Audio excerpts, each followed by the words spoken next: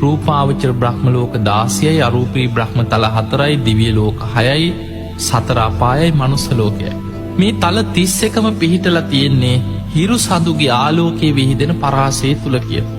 ඔන්න ඔතන ඉඳන් බුදුරජාණන් වහන්සේ අපිට හිතාගන්න බැරි මේ විශ්වය ගැන මහා පුදුම විස්තරයක් කරනවා. බුදුරජාණන් වහන්සේ වදාළ ආනන්දේ ඔය වගේ දහසක් මතක තියාගන්න කියෝ. ඒ දහස තුළම සූර්යාව දහසක් චන්ද්‍රයෝ දහසක් තියෙනවා කියෝ. මේ වගේ මනුස්ස ලෝක 1000ක් තියෙනවා කියෝ. සතරා පායවල් 1000ක් දිව්‍යලෝක 6වත් 1000ක් අර තල 31 ඒවා දහසක ප්‍රමාණයක් මේ විදිහට මතක තියාගන්න කිය විශ්වය. ඒකට කියනවා චූලනිකා ලෝක ධාතුව කියලා.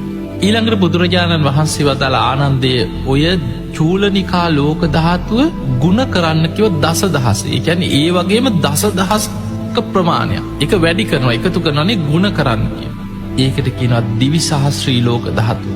ඒ තුළත් මේ වගේම මනුස්ස ලෝක දිව්‍ය ලෝක සතරාපායවල් මේ වගේම ප්‍රමාණ තියෙනවා කිය. ඔන්න දිවි සහස්ත්‍රී ලෝක දාත් අර දහස දස දහසෙන් ගුණ කර 10.6 පලයක් කිය.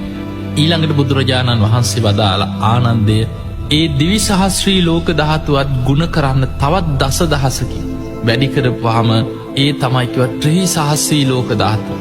බුදුරජාණන් වහන්සේ කෝටි ලක්ෂයක් සක්වල කියලා දේශනා කළ තින් මේ ත්‍රහි සහස්සී ලෝක ධාත්. බුදුරජාණන් වහන්සේ වදාළ ආනන්ද තථාගත බුදුරජාණන් වහන්සේ නමකට ඉරදි බලයෙන් බුදු කෙනෙකුට මේ දස දහසක් ලෝක ධාතුවට මැහින්න කතා කරන්නත් පුළුවන් කිය.